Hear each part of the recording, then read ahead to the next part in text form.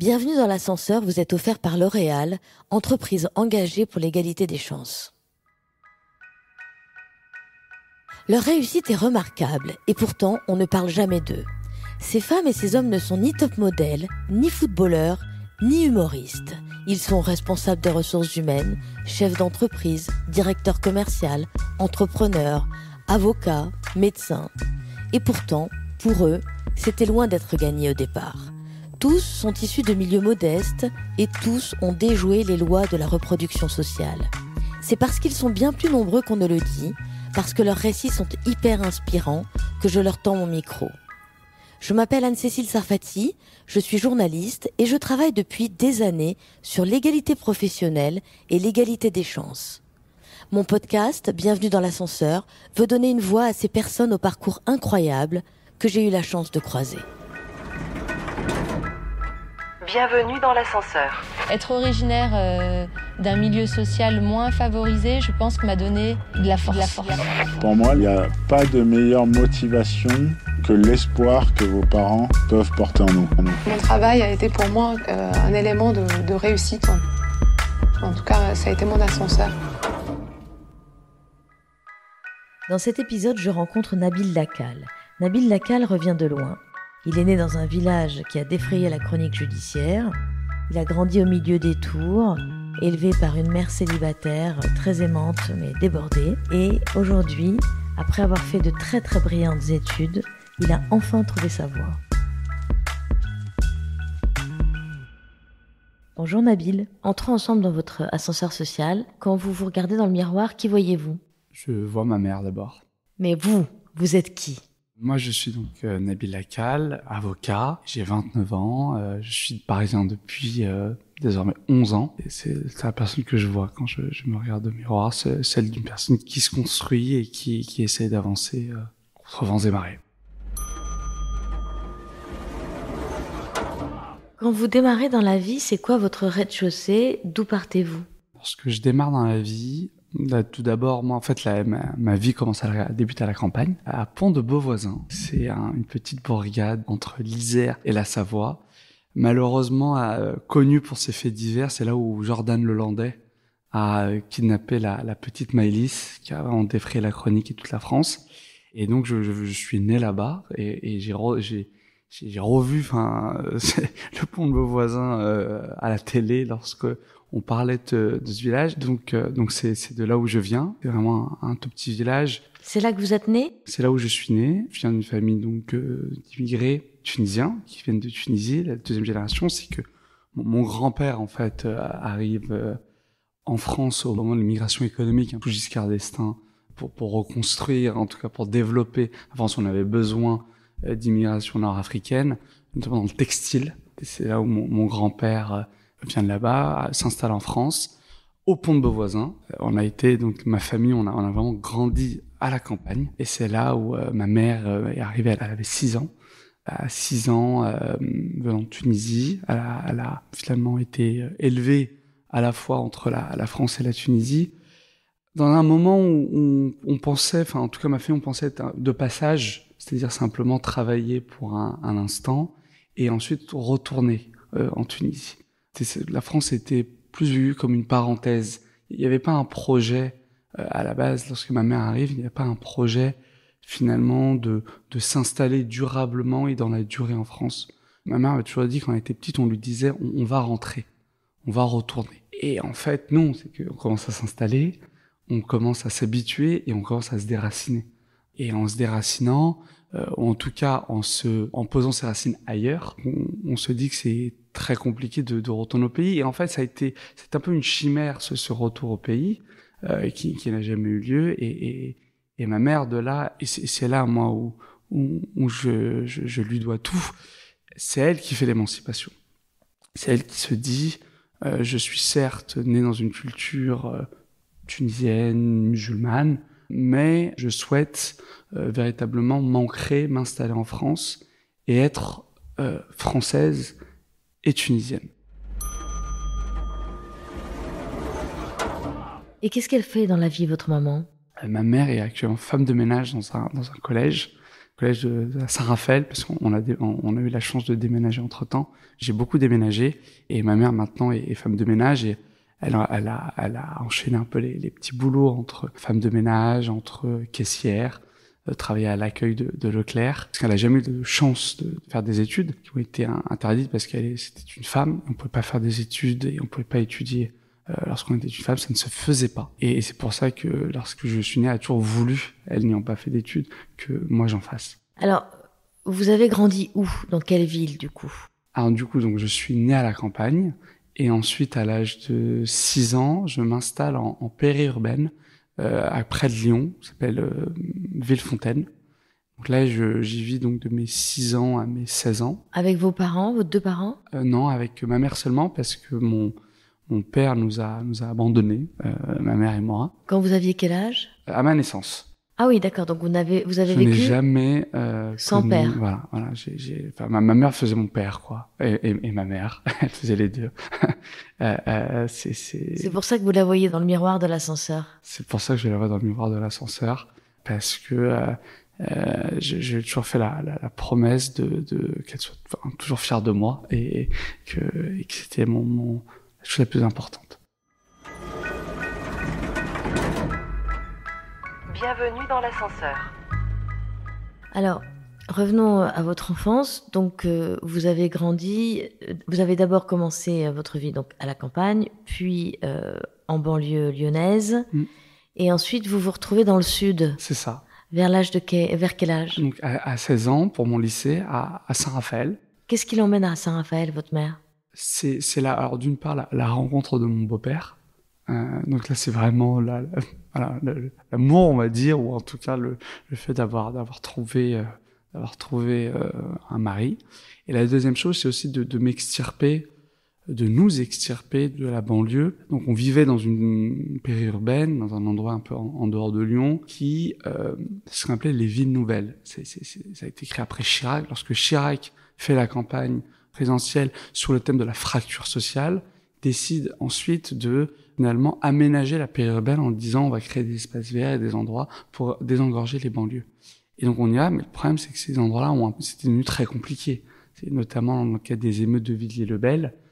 Moi je me souviens où il y a eu des émeutes énormes, il y a eu même un vrai sentiment de difficulté. C'était en quelle année ces émeutes de Villiers-le-Bel? C'était lié aux émeutes de Clichy-sous-Bois? C'est ça. Donc 2005.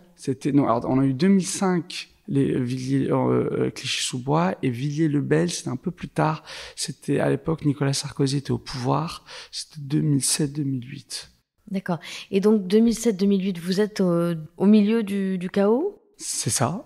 Je vois finalement, on voit le chaos, le fait que ces endroits s'embrasent, la difficulté même on sentait évoluer en fait petit à petit ces endroits. On sentait petit à petit la difficulté, le chômage. On sentait aussi que ces quartiers allaient entre guillemets péter. Ça a été le cas. Et c'est à ce moment-là où ma mère me dit nous faut qu'on. Vous habitiez dans un appartement? Dans un appartement HLM. Tout le monde vit dans la HLM à cette époque-là. Et c'est vrai que elle s'est dit pour avoir un avenir meilleur, il était nécessaire qu'on parte. On s'installe ailleurs, parce que là, ça devenait compliqué. En tout cas, on se sentait beaucoup moins en sécurité tout d'abord, et même les perspectives d'avenir étaient compliquées. À cette époque-là, vous êtes tout seul avec votre maman jusqu'à l'âge de 16 ans, jusqu'au départ pour Saint-Raphaël? C'est ça. D'accord. Et donc, comment se passe votre scolarité jusqu'à vos 16 ans, du coup? Vous êtes scolarisé où? Dans un collège. Alors à l'époque, ça s'appelait les ZEP. Maintenant, ça s'appelait les REP. Donc, à l'époque, c'était les ZEP, les zones d'éducation prioritaire. C'est ça. J'étais en fait dans un collège qui était assez compliqué, où c'était assez compliqué, assez difficile pour, on va dire, d'étudier. Mais moi, j'ai eu une jeunesse assez heureuse. Enfin, on se rend pas forcément compte en fait. Moi j'ai toujours aimé étudier. J'ai jamais eu de problème sur ça. J'ai toujours aimé apprendre. J'ai toujours aimé l'école en fait. Ce qui faisait un peu rire tout le monde, c'est que je disais moi ce que j'aime c'est l'école. Et j'avais des lunettes et j'aimais aller à l'école et travailler. Et il y avait pas de problème en soi. Je pense que j'étais assez innocent, mais j'ai jamais eu de problème. On n'a pas essayé, vous n'avez pas eu des mauvaises fréquentations qui auraient pu vous entraîner du côté obscur de la force? Non, j'ai été assez préservé. Ce qui était un peu intéressant, c'est que, évidemment, donc moi, j'aimais beaucoup travailler, étudier. J'avais même un truc bête, mais j'avais des lunettes. Enfin, c'est quelque chose que j'étais le seul avec des lunettes dans mon collège quasiment, en tout cas dans mon quartier. Et on m'appelait évidemment le serpent à lunettes. Les grands du quartier, par exemple, ont toujours tenté de me protéger, ont toujours un peu senti le fait que ma mère m'élevait seule, par exemple, le fait que moi je sois poli, que je souhaite travailler, et que tout le monde savait que j'étais sage et que je faisais pas de bêtises. Donc j'ai eu une espèce un peu tout un quartier qui a fait corps pour essayer un peu de me protéger. Et par exemple, moi, dès que j'étais dans la rue après 19h, tout le monde me dit de rentrer chez moi. Ah oui. Donc oui, j'ai été assez protégé par finalement un endroit qui s'est dit, bon, lui, étant donné qu'il est tout seul, fils unique, avec sa mère seulement, bah on va entre guillemets l'aider, ou en tout cas on va le protéger. Mais il y en a beaucoup des enfants avec des mères célibataires dans ces quartiers, donc vous avez l'impression que à l'époque peut-être moins. Comment vous analysez la chose? Oui, en effet, les familles monoparentales, et c'est vraiment quelque chose qui est très très important dans ces quartiers. Mais moi, j'avais la double chose. Enfin, j'étais à la fois donc élevé simplement par ma mère, et j'avais pas de grand frère. Normalement, en fait, dans un quartier, ce qui se passe, c'est que on a la protection soit d'un grand frère, soit d'un cousin, soit d'un oncle, quelque chose, une figure qui se substitue au père.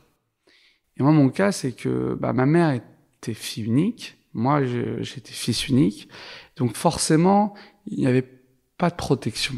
Et du coup, c'est là où le quartier a un peu fait corps pour essayer de protéger, parce que tout le monde se voyait la situation de une mère seule qui élève un fils seul. Et donc, sans ces protections-là, donc du coup, on m'a un peu pris un des grands du quartier m'a un peu pris sous leur aile pour que pour même que je travaille, on disait qu'il fallait que je devienne le maire de ma ville. Ah oui. C'était un peu l'objectif de ces grands du quartier, parce que je pense qu'ils voyaient aussi, voilà, quelqu'un qui avait envie de travailler et qui était plutôt poli et qui est un peu différent. Et donc vous étiez très bon élève? Enfin, j'ai toujours eu des très bons résultats. J'ai toujours travaillé à l'école, et j'ai toujours voulu depuis ma maternelle. Et vous avez le sentiment que c'est votre mère aussi qui le voulait? C'était surtout ma mère. C'était vraiment Romain Gary et la promesse de l'aube, mais c'est un peu ça. J'ai toujours voulu ce besoin, cette nécessité irrésistible de me dire que je le fais parce que ma mère croit en moi. Et ma mère, n'ayant pas pu faire d'études, ayant toujours eu cette frustration de ne pas pu faire d'études et de s'être arrêtée au bac, évidemment, moi je devais être bon à l'école et travailler à l'école, surtout pour elle, parce que quand on est petit, on se rend pas compte. Bienvenue dans l'ascenseur. Donc vous êtes très bon élève, donc vous êtes au collège, et ensuite le lycée, si vous arrivez à 16 ans à Saint-Raphaël, vous avez commencé le lycée peut-être en région lyonnaise? J'ai ma seconde à Saint-Raphaël. D'accord. Et donc là, quand vous arrivez à Saint-Raphaël, votre vie change puisque vous vivez avec un beau-père, c'est ça? Et comment ça se passe? Tout d'abord, il y a quelque chose, c'est que on s'est installé au centre-ville de Saint-Raphaël, et moi je passais d'un logement HLM à près de Lyon qui était très très grand, à pour le coup un tout petit appartement au centre-ville. Donc déjà, il y a quelque chose où on a un changement de vie, dans le sens où maintenant on vit un tout petit appartement, et ma mère est enceinte de ma demi-sœur, mais je la considère comme ma petite sœur. Donc c'est vrai que là ça a été assez compliqué de vivre dans un tout petit appartement de centre-ville, parce qu'on n'avait pas les moyens à ce moment-là d'avoir plus grand, d'avoir un petit appartement au centre-ville avec une demi-sœur, un beau-père, ma mère et moi. Alors là, ça a été un changement radical pour moi. Et alors, pourquoi le centre-ville dans ce cas? C'est un choix qui a été fait par vos parents, enfin votre mère et votre beau-père? Oui. Ma mère voulait m'extirper là où où je venais de la banlieue lyonnaise, Villefontaine, disant qu'il n'y avait pas les conditions qui étaient réunies pour que je puisse réussir, que moi je puisse avoir un métier. Et elle aussi voulait, et c'est normal, vivre en harmonie, en sécurité, dans un endroit qui était certes plus petit, mais au moins il faisait bon vivre. Et donc ça a été un choix délibéré de diviser par 2 le logement pour pouvoir réussir et de vivre. Alors votre beau-père, il faisait quoi dans la vie? Alors mon beau-père, lui, est maçon et maintenant il est chauffeur de bus. Vous vous entendiez bien avec lui? Oui, c'est toujours compliqué quand on n'a pas de père, enfin en tout cas un père qui nous a abandonnés, et qu'on a ensuite un beau-père. Évidemment, tout d'abord, on considère que c'est lui notre père. Disons que moi, j'ai pas eu comme beaucoup de familles où d'abord il y a un père, ensuite il y a un beau-père, et du coup il y a une fracture, il y a une division qui se crée. Là, pour le coup, je connaissais pas mon père, enfin quasiment pas. J'avais un petit peu vu, et là je vois un beau-père qui est sympathique, et je vois que ma mère est heureuse. Et moi, ça me rend heureux parce que moi j'ai toujours vu ma mère triste, très malheureuse, très seule. Pendant votre enfance? Pendant mon enfance, elle aussi a été abandonnée. Alors nous, c'est la famille des abandons. Ma mère a été abandonnée par son père, elle aussi. Et ma grand-mère est morte très prématurément à ma naissance. Donc en fait, on est arrivé où du jour au lendemain, il y avait elle et moi. Oui, elle n'avait que vous. Elle n'avait que moi. Et évidemment, ça a été très triste. Et pour vous, ça devait être lourd aussi? Très lourd parce que après on se rend pas compte en fait. On se rend pas compte parce que on n'a pas le recul nécessaire pour pouvoir vraiment comprendre ce qui se passe. Mais en effet, moi je voyais ma mère très triste, je voyais ma mère qui était qui m'élevait seule, moi qui étais toujours seul parce qu'elle allait travailler et elle me disait il faut que tu te gardes tout seul. Donc j'avais 6 ans, on n'avait pas les moyens pour une nounou. Et donc du coup je me garde tout seul. Alors revenons à Saint-Raphaël. Donc vous avez 16 ans, vous êtes au lycée. Comment se passe le lycée à Saint-Raphaël? Compliqué parce que pour la première fois, là pour le coup, je me sens vraiment différent. Vraiment différent parce que je suis la seule personne dans ma classe ayant une origine nord-africaine et vraiment différente. J'étais en seconde générale et on était 2, même 3. Il y avait 2 filles qui étaient nord-africaines, mais moi j'étais le seul garçon d'origine nord-africaine qui avait une couleur de peau différente. Et ça a été vraiment très dur. Vous avez ressenti le racisme? Oui, mais un racisme un peu. Au début, d'abord c'est des regards. Ensuite c'est une certaine méfiance qu'on sent. Et après c'est marrant, c'est comment on réagit. Moi j'ai commencé, j'étais au fond de la salle, un peu à essayer de répéter des stéréotypes qui étaient pas du tout les miens. J'ai jamais été au fond de la salle, j'ai toujours été au premier rang. Premier jour à Saint-Raphaël, au lycée, au fond de la salle. Personne ne venait me parler.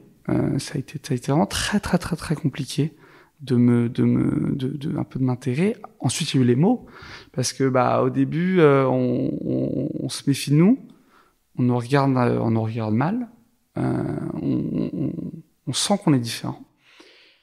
Après, heureusement qu'il y a eu un peu une justice, c'est que j'ai toujours aimé l'école, donc les premiers contrôles arrivent, les bonnes notes sont au rendez-vous, notamment en mathématiques. Et là, évidemment, les gens se disent « Ah, ok, donc il est quand même différent. » Dans le sens où elle aussi vivait dans des stéréotypes de, entre guillemets, c'est un arabe, qu'est-ce qu'il fait là, avec les stéréotypes qu'il y avait autour. Et moi, j'aurais aussi montré qu'on était différents aussi. C'est que peut-être qu'ils ont des stéréotypes, mais je n'étais pas ces stéréotypes-là. Et donc, à un moment, les gens commencent à devenir sympathiques, parler, et c'est là où on entend les pires paroles, en fait. C'est là où on nous dit ah mais toi t'es un arabe différent, et c'est là où là on commence à avoir les mots et de ah mais les arabes, mais toi Nabil t'es l'exception qui confirme la règle, ah mais toi et vraiment et là ça devient très pesant parce qu'en fait on se rend compte de notre différence. Vous arriviez pas à leur répondre? Si, moi je leur disais non, en fait ce sont des stéréotypes, et en fait on n'est pas lié, on n'est pas conditionné à une origine, à une couleur de peau. Au contraire, Après, j'ai aussi fait le parcours inverse. Moi, j'étais un peu dans un cas de justice un peu restaurative, c'est que j'ai essayé de me mettre à leur place, à me dire, ok, mais pourquoi ils pensent cela? Et c'est vrai qu'à Saint-Raphaël, il y avait en fait un quartier à Saint-Raphaël, quartier de la Gabelle, là aussi qui était compliqué, objectivement, hein, où il y avait une certaine forme, c'était des gens, ou en tout cas c'était un quartier qui vivait rétrograde sur lui-même.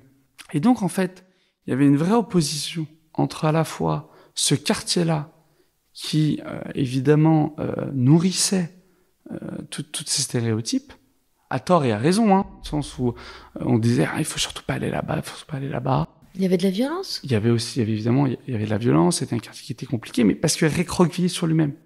Parce que on n'a pas donné la chance à ces quartiers-là de pouvoir, à un moment donné, s'intégrer. Et donc, c'était des quartiers qui vivaient en autarcie. À côté du centre-ville, mais à côté, c'est à 10 minutes à pied, hein, du centre-ville qui vivait avec ces stéréotypes-là. Et en même temps, le sud-est de la France est connu, là aussi pour l'extrême droite. C'est la ville aussi, c'est une ville très compliquée, où les pieds noirs sont arrivés. On a les harkis. En fait, toute cette vague d'immigration qui viennent d'Algérie, qui viennent de l'Afrique du Nord, ont créé ces sentiments et surtout ces ressentiments. Et c'est ce terreau-là, en fait, qui crée des divisions entre les communautés. Et même un vrai communautarisme aussi entre deux communautés qui étaient vraiment divisées. Et moi, quand j'arrive à 15-16 ans là-bas, je comprends pas ce qui se passe. Je comprends pas ces divisions où dans un lycée, on a les pros, qui étaient tous des gens d'origine, et les classes lycée général, où là, pour le coup, on avait plus des gens du centre-ville. Et surtout, c'est les mots, moi, qui m'ont beaucoup blessé. Et c'était carrément des insultes racistes? Et encore une fois, je pense que ces personnes-là ne voulaient pas m'attaquer. Au contraire, elles disaient, non, mais toi, t'es différent. Donc... Ah oui, non, c'était les stéréotypes. C'était les stéréotypes qui étaient véhiculés. C'était que, finalement, et c'est encore plus insidieux, c'est, toi, t'es différent. Toi, t'es bon à l'école, t'es un peu comme nous. Mais du coup, on va s'ouvrir.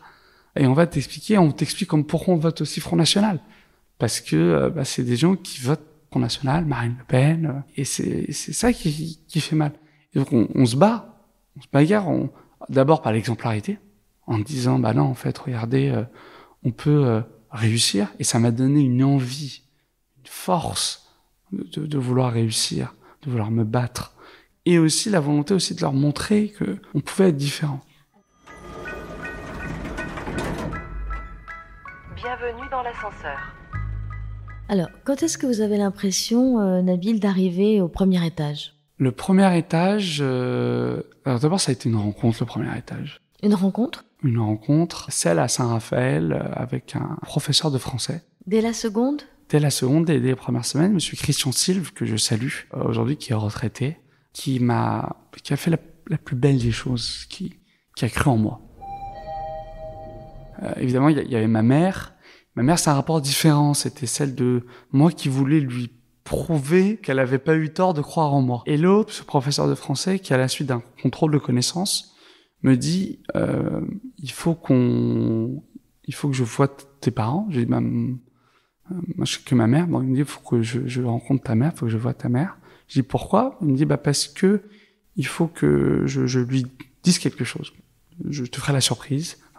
Donc je vous convoque. Bon, évidemment, c'était vraiment les premières semaines. Évidemment, pour ma mère qui vient de s'installer, convoquée directement par un professeur. Elle était inquiète. Qu'est-ce qu'il a fait? Qu'est-ce qu'il a fait encore? Et c'est là où ce professeur de français dit à ma mère, à la suite d'un contrôle où en fait c'était une dissertation où on a beaucoup parlé de politique, il dit à ma mère, votre fils doit aller à Paris et il doit faire soit Sciences Po, soit Normal Sup. Ah oui, carrément. Et moi, je connaissais ni l'un ni l'autre, ma mère non plus. Et parce qu'il dit, voilà, votre fils a du talent ou quelque chose. En tout cas, il a quelque chose. Il faut vraiment l'aider. Il faut vraiment qu'il aille à Paris et qu'il fasse des études et qu'il fasse soit Sciences Po, soit Normal Sup et qu'il fasse de la politique en plus. Donc, on va voir pour après pour la politique. Mais il a dit, c'est important. Quelqu'un en fait, il avait compris que quelqu'un entre guillemets comme lui, avec cette histoire et cette couleur de peau, le fasse. Et je vais l'aider. Et il m'a aidé. Ensuite, il m'a pris sous son aile et Et il me donnait, moi, les récrés, toutes les récrés, on me donnait des bouquins et on travaillait les livres qu'il me donnait et il me disait, tes concurrents, ce sont pas ceux de ta classe, ce sont ceux qui étudient à Henri IV et au lycée Louis-le-Grand. Ah oui. Et la première chose que j'ai faite quand je suis arrivé à Paris, c'est que je suis allé devant le lycée Henri IV et devant le lycée Louis-le-Grand parce que je me disais, il faut que je voie mes concurrents. Physiquement. Physiquement. Ça a été après l'oral de Sciences Po. Je me suis dit, il faut que j'aille les voir. Et je suis allé devant le lycée Henri IV et le lycée Louis-le-Grand. Et en fait, j'ai vu des jeunes qui me ressemblaient. Parce que moi, évidemment, j'avais un autre imaginaire. Alors, dites-moi, donc vous avez votre bac avec une très belle mention. Oui. Mention très bien. Mention très bien. J'ai eu mon bac, je crois, 17,8. En tout cas. Et donc, c'était le bac quoi? C'est un bac ES. D'accord, donc économique et social. Et donc, après, donc vous passez Sciences Po. Comment ça se passe? Comment vous vous retrouvez à Sciences Po? Les règles pour entrer à Sciences Po a évolué. En fait, on me donnait un dossier. Et ensuite, de ce dossier-là, on passait les écrits, on ne passait pas les écrits. Est-ce que c'était la filière Sciences Po, zone d'éducation prioritaire? Non, c'est général. J'ai passé le concours comme tout le monde. Avec ce professeur? Avec ce professeur, pour avoir le meilleur dossier. Ensuite, donc, mon dossier a été examiné et il y avait un dossier sur 10 qui ne passait pas les écrits, qui était dispensé d'écrits. Ça a été mon cas. Moi, j'ai été dispensé d'écrits. Tellement vous étiez excellent. Tellement, j'avais des bons résultats aussi. En gros, c'est ce que je m'étais dit après, comme c'était la seconde, parce qu'il regarde les résultats à partir de la seconde. Dès que le professeur de français m'a dit, il faut que tu réussisses et il faut que tu ailles à Paris, à partir de ce moment-là, moi, j'avais plus de hobby et je ne faisais que travailler. D'accord. Donc, votre professeur vous aide, donc vous passez le concours d'entrée. C'est un concours, hein? C'est ça. Et donc, vous êtes admissible? Je suis admissible, donc il me restait un oral à préparer. Voilà. Et donc là, moi, l'oral, moi, j'avais préparé depuis à peu près 1 an et demi sur l'actualité, à éveiller mon esprit critique. Et donc, je vais à Paris, je passe l'oral de Sciences Po et je suis admis à Sciences Po. Magnifique, bravo. Et alors donc du coup vous débarquez à Sciences Po, vous êtes Sciences Po est encore rue Saint-Guillaume à la première année. C'est ça. Donc vous débarquez rue Saint-Guillaume à Paris dans le 7e arrondissement, quartier ultra privilégié de Paris. Et comment ça se passe? Là, en fait, on comprend pas ce qui nous arrive encore une fois. Un gros choc. Un très très gros choc. En plus, moi, j'ai pris pour le coup les stéréotypes du Sud. Donc je suis venu tout bronzé avec un petit accent que je commençais à avoir du midi et j'ai été habillé comme un sudiste, on va dire. Donc imaginez moi dans le 7e arrondissement rue Saint-Guillaume à la sortie Sèvres-Babylone, habillé comme un petit sudiste avec un petit accent, les cheveux en pétard et rue Saint-Guillaume, ça a été une claque là pour le coup. La première chose qui m'a marqué, c'est qu'évidemment moi je rencontre un peu tout le monde. Alors là, évidemment, donc je parle à une jeune fille, et là, elle me dit, moi, j'étais au lycée français au Brésil. Je dis, ok. déjà. Et en fait, c'était la fille de l'ambassadeur français au Brésil. Donc déjà, c'est un peu la première chose. Je dis, bon, ok. C'est pas trop mon cas. Et la deuxième chose, c'est, moi, quand je dis, je venais de Saint-Raphaël, tout le monde me disait, j'ai une maison là-bas. Ou, j'ai ma grand-mère, qui habite là-bas, etc. Où j'y vais en vacances tous les étés, etc. Donc il y a quand même quelque chose où on m'a pas trop pris au sérieux, mais on me disait lui il vient plutôt d'un endroit exotique où on passe les vacances. Et c'est vrai que c'était une vraie claque socialement là pour le coup. On se rend compte waouh, en fait qu'est-ce que je fais ici quoi. Et est-ce que vous avez eu le sentiment à ce moment-là de ne pas avoir les codes? Totalement. Ce qui a été compliqué, c'est ça, c'est qu'on commence à entendre parler du mot rallye par exemple. On parle de rallye. Je sais pas ce que c'était moi. Pour moi, un rallye, c'était la course. Et à Sciences Po, il y avait encore des rallyes. Il y avait encore des rallyes. C'était la fin. Alors les rallyes, expliquons quand même, parce que tous les gens qui nous entendent ne savent pas de quoi on parle. Alors un rallye, c'est une espèce de soirée qui est organisée par certaines familles. Généralement, c'est plusieurs familles qui se regroupent. C'est vraiment quelque chose de coutume, tradition. C'est un entre-soi terrible. C'est un entre-soi terrible parce qu'en fait, l'objectif, initialement, la noblesse puis la bourgeoisie, organiser ce qu'on appelle des rallyes, c'est-à-dire des grandes soirées, que c'était les parents des jeunes filles qui organisaient ces soirées, triées sur le volet, où l'objectif était évidemment d'inviter que des personnes considérées comme fréquentables, issus des mêmes milieux. Et l'objectif, en fait, des rallyes, c'était pour que les jeunes filles rencontrent leur futur mari.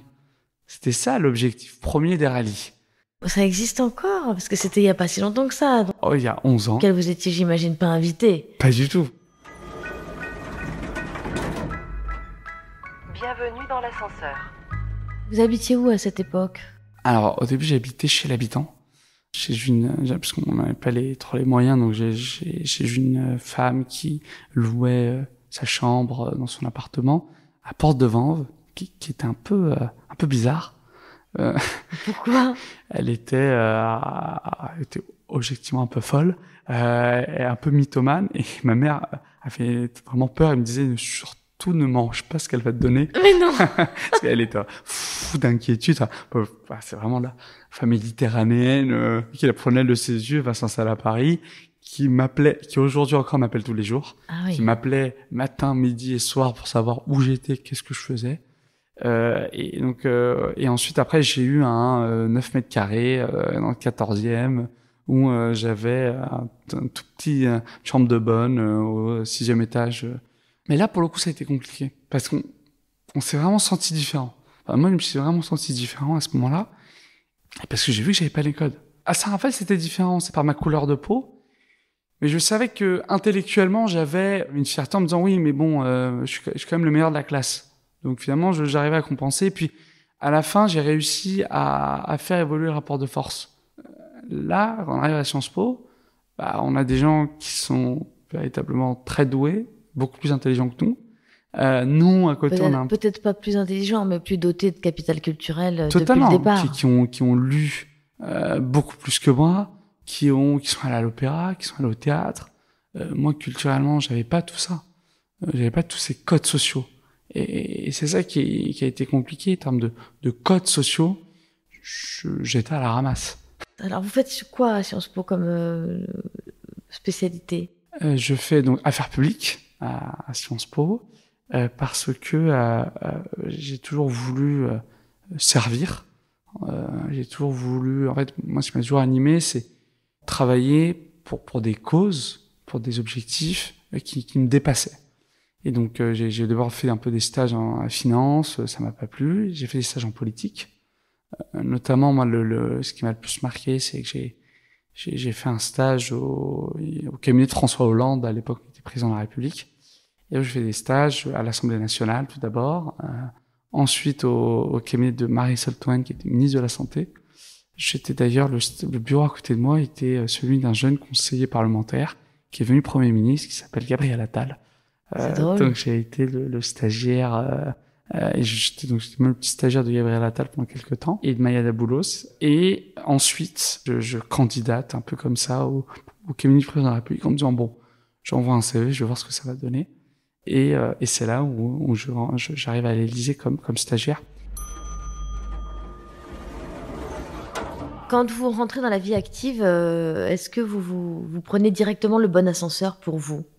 Plusieurs ascenseurs. Premier, plutôt celui qui aujourd'hui fait que je suis avocat, mais avant j'en ai pris plusieurs. Le premier, c'est celui d'avoir passé l'ENA, d'avoir tenté ce concours que j'ai échoué, mais ça a été très vertueux parce que ça m'a déjà d'une part appris ce qu'était l'échec. Et je pense que c'est très important, surtout quand on est jeune, d'être confronté à ça, de voir comment on va réagir.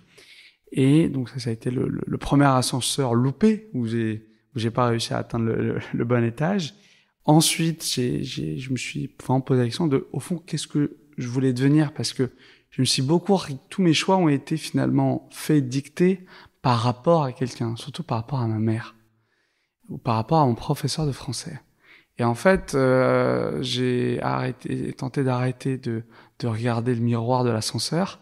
Et au contraire, je me suis dit, au fond, qu'est-ce que moi je voulais être? Qu'est-ce que je voulais faire? Et un métier est venu assez naturellement, cette réflexion, ça a été le métier d'avocat. Pourquoi le métier d'avocat? Parce que, la première chose, c'est que, évidemment, un avocat, c'est figure d'autorité. Moi qui ai manqué de figure, notamment une figure paternelle, le métier d'avocat est vraiment quelque chose pour combler j'avais besoin à la fin d'un nom, j'avais besoin d'une figure, de quelque chose d'une famille, la famille des avocats, parce que j'en ai pas eu. Et c'est franchement c'est la première chose. Et aujourd'hui, je vois quand je parle à quelqu'un, entre avocats, on s'appelle confrère, consoeur. C'est quelque chose qui me fait je ressens une certaine émotion. Et ça a été c'est pour ça que je me suis dit, en devenant avocat, je veux rejoindre une grande famille. Celle des avocats. Je vais avoir aussi des figures d'autorité, des mentors, parce que c'est ce métier qui le veut. C'est celle d'avoir des gens, des mentors, des ténors du barreau, et des ténorames avec des femmes qui nous forment pour pouvoir réussir. Et moi, j'avais vraiment besoin de ça. Alors vous êtes passé par le droit des affaires et maintenant vous êtes dans le droit pénal. Donc expliquez-moi ce passage. Alors, tout d'abord, je commence en droit des affaires à Bruxelles et à Paris. Parce que naturellement, en fait, quand je sors de Sciences Po, je vais faire du droit public, du droit de la concurrence. Les institutions européennes m'ont beaucoup intéressé. Donc forcément, quand je prends l'ascenseur, là, pour le coup, je fais 1 ou 2 étages. Je vais vers quelque chose qui est le plus proche de que je savais faire. Par sécurité aussi. En me disant, au début, on va d'abord mettre un pied dans la profession, ensuite on va voir. Ça a été vraiment 2 années exceptionnelles où j'ai beaucoup appris, où je me suis beaucoup formé. Mais au fond, j'ai ressenti un manque. Je me suis dit, ok, mais j'étais plus consultant juridique finalement, mais j'étais pas vraiment avocat. Je ne portais pas la robe, en tout cas très très peu. Je n'allais pas au tribunal. Plaider, ça allait être dans 40 ans. Et donc, je me suis dit, non, en fait, moi, si je suis avocat, si je rejoins cette famille, si je rejoins cette profession, c'est pour vraiment l'être et vraiment faire le métier d'avocat, et c'est celui du droit pénal. Et c'est la défense. Et quand on est avocat, on défend. On défend des personnes, des femmes et des hommes qui, à un moment donné, ils sont accusés de quelque chose, ils sont souvent dos au mur quand ils viennent voir un avocat en droit pénal, c'est que ils ont besoin de nous et ils ont besoin d'être défendus. Et moi, le plus important, ça a été de renouer en fait avec une dimension plus humaine de mon métier, parce que j'ai besoin de l'humain, j'ai besoin de l'affect. C'est un besoin vital. Et c'est ce qui a fait que je décide de rejoindre le droit pénal. C'est véritablement ça. C'est le rapport à l'autre, c'est les rapports humains, et c'est celle d'essayer le mieux possible de défendre, de mettre dans la peau de la personne qu'on défend pour lui apporter les meilleures solutions.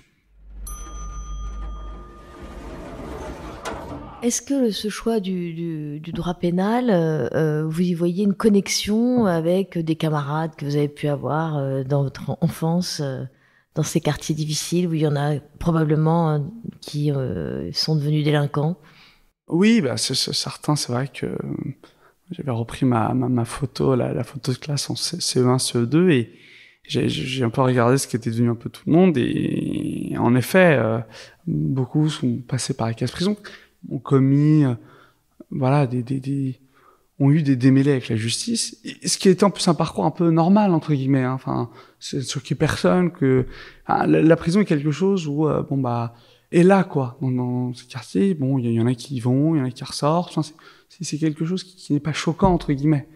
Et en effet, il y a eu un appel parce que, moi, quand j'étais petit, j'aimais beaucoup essayer d'aider ses camarades de classe, et c'est vrai qu'il y a eu aussi un peu un retour à mon enfance, à mon milieu, et c'est ça qui est beau, c'est que oui, je me sens utile.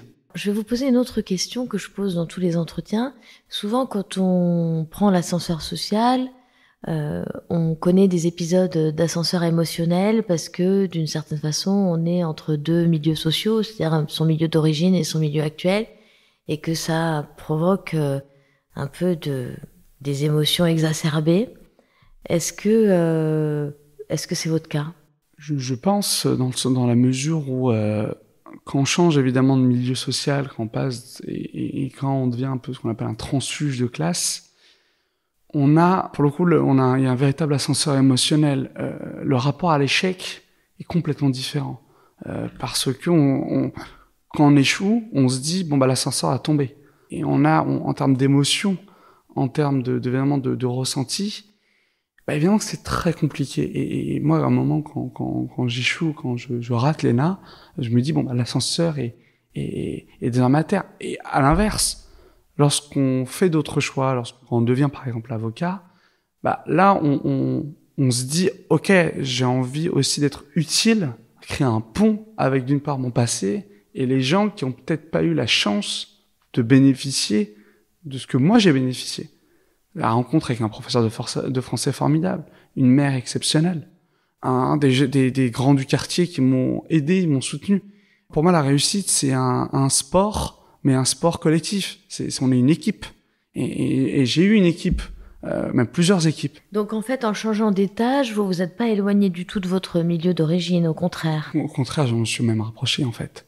Parce que le milieu, quand j'étais avocat d'affaires, c'était un milieu qui n'était pas le mien, dans le sens où l'argent, c'est pas quelque chose qui me drive, qui me rendait plus heureux que ça, quand j'ai commencé à en gagner. Mais à l'inverse, lorsque j'ai rejoint aujourd'hui le monde des avocats, pénaliste, je me suis, rapproché de mon milieu, en tout cas, parce que je me suis senti beaucoup plus utile. En effet, j'ai eu la chance de rejoindre un très grand cabinet. Donc vous avez en fait réconcilié vos deux mondes. C'est ça. Alors l'ascenseur social, pour vous, vous avez le sentiment que c'est plus ou moins dur aujourd'hui que hier quand vous étiez un enfant?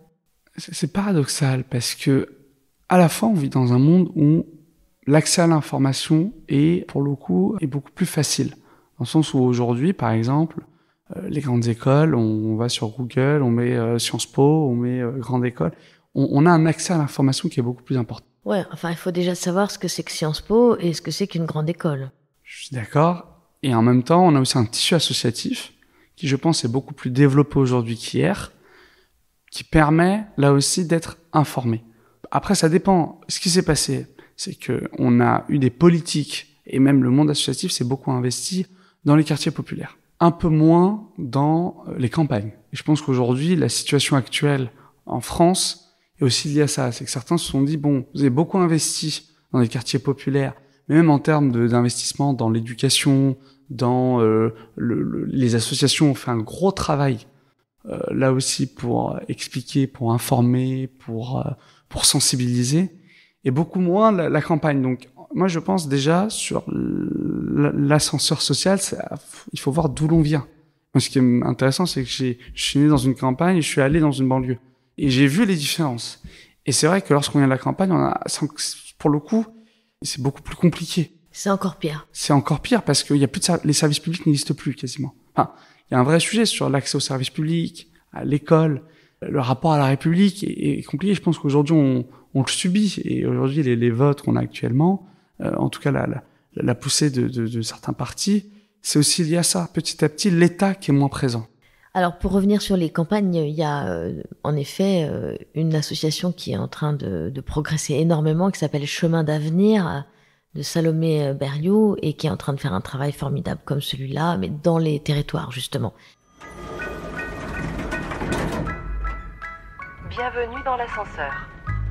Du coup, je voudrais vous poser une autre question. Qu'est-ce qu'il faudrait changer en fait collectivement sur le plan macro pour accélérer l'ascenseur social en France? Vaste sujet. Moi, je pense qu'il y a deux choses. La première chose, c'est en effet, sur l'accès à l'information, notamment sur les campagnes et sur les zones qui sont dites de la périurbaine. Je pense qu'il y a un vrai travail à faire, là aussi, pour revenir, que ce soit les associations, les services publics, le retour un peu par de l'État. La deuxième chose, et c'est beaucoup plus compliqué, mais c'est essayer de, le plus possible, éviter le plafond de verre. Et pour ça, il faut que les gens aient confiance. Et moi, je vois dans mon parcours, c'est le moment où on m'a fait confiance, le moment où on m'a informé, on m'a dit tu es capable de le faire. Là, en fait, tout devient possible. Et moi, je pense qu'aujourd'hui, l'un des sujets, c'est que il faut, et c'est compliqué, mais collectivement se dire que demain, l'avenir sera, nous l'espérons, meilleur qu'aujourd'hui. Et je pense que ce sentiment qui existe aujourd'hui, c'est compliqué. Je pense que si on arrive à avoir une culture tous en commun de se dire, on va réussir ensemble, et de dire, toi, tu vas réussir, tu peux le faire. On va te donner les moyens. Je pense que le message d'espoir peut permettre notamment aux jeunes de dire, en fait, c'est possible. Et si c'est possible, alors je vais le faire. En vous demandant des conseils pour rentrer dans l'ascenseur social? C'est ça. Moi, je lui dirais, le chemin est compliqué. C'est pas un ascenseur qui permet d'aller du 0 au 29e étage sans embûche. Mais 2, c'est important de le faire. Tu peux le faire. Vous pouvez le faire. Il faut se battre. Pas facile. Mais allez-y et entourez-vous.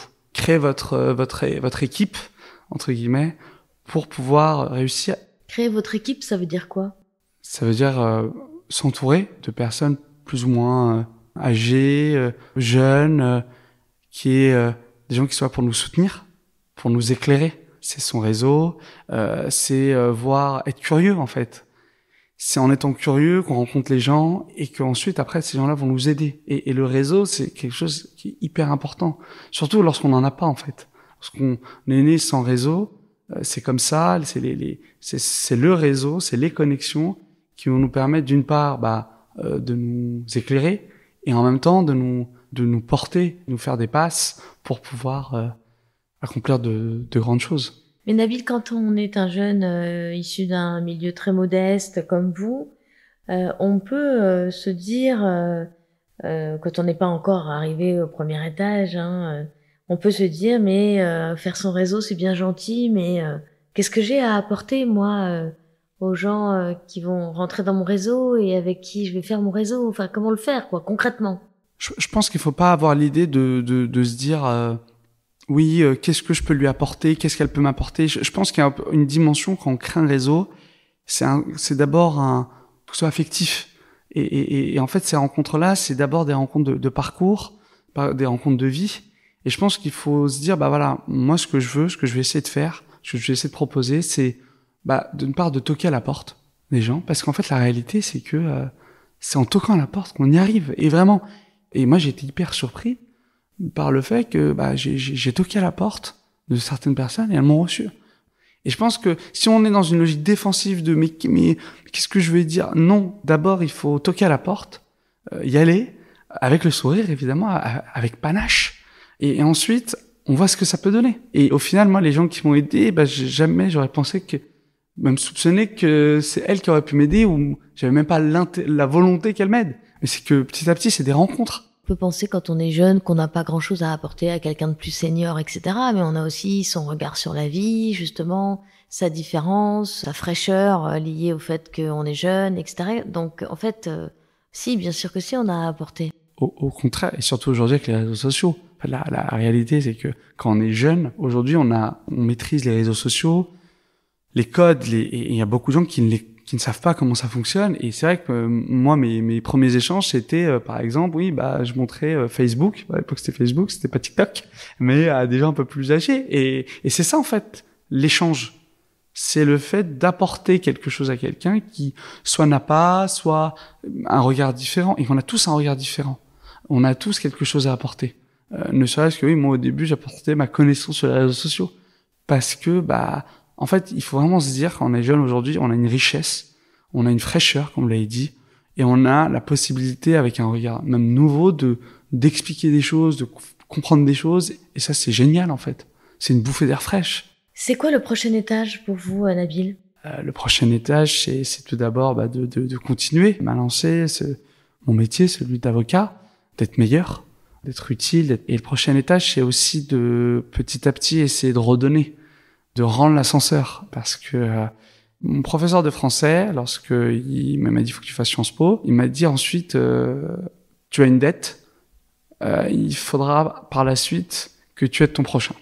Il me l'a dit il y a très longtemps, j'avais 15 ans, maintenant j'en ai 29. Pour moi, la prochaine étape, c'est vraiment de pouvoir redonner, d'aider le plus possible à mon niveau. Et comment vous faites pour renvoyer l'ascenseur alors? La première chose, moi en fait j'ai commencé assez tôt, c'est que du coup dès que je suis arrivé à Paris, j'avais tellement peur que mon professeur de français m'engueule que j'ai commencé déjà à appliquer ce qu'il m'a dit. Je suis engagé dans une formidable association qui s'appelle les Entretiens de l'excellence. Oui, que je connais bien, à laquelle j'appartiens également. Voilà, c'est une formidable association où l'objectif c'est d'aller donc le samedi après-midi voir des jeunes pour leur parler de parcours, de vie, d'études, d'un peu d'orientation, mais surtout de parcours et de faire des témoignages. Dès que je suis arrivé à Sciences Po, je suis allé d'abord dans des cités à Paris et j'ai rencontré des entretiens d'excellence pour parler un peu de mon parcours, en me disant vous pouvez réussir, vous pouvez le faire. Et en même temps, au début là aussi, je me suis dit mais qu'est-ce que je vais apporter à cette association? Et ils m'ont dit tu peux apporter le fait que tu es jeune, que quand tu vas parler à d'autres jeunes, ça va être plus facile. Ton message sera plus facilement audible et compréhensible. Et c'est ce qui s'est passé. J'ai aidé à créer les entretiens d'excellence à Nice. Donc j'ai redonné en fait un peu au sud de la France, Saint-Raphaël. Et d'ailleurs mon lycée de Saint-Raphaël, chaque année donc qui est invité, on fait acheminer des bus de Saint-Raphaël vers Nice pour qu'ils puissent assister aux entretiens d'excellence. Donc ça a été ma première chose, de redonner en m'engageant sur les questions d'orientation et de parcours. Merci beaucoup Nabil pour ce voyage dans votre ascenseur. Je vous remercie pour cette invitation. Si vous aimez ce podcast, abonnez-vous, parlez-en autour de vous, partagez-le sur les réseaux sociaux et laissez un avis, sans oublier de noter 5 étoiles. Bienvenue dans l'ascenseur vous est offert par L'Oréal, entreprise engagée pour l'égalité des chances. Un podcast réalisé par Actuali. Montage et mixage, Romain Majewski. Musique, Kevin O'Leary.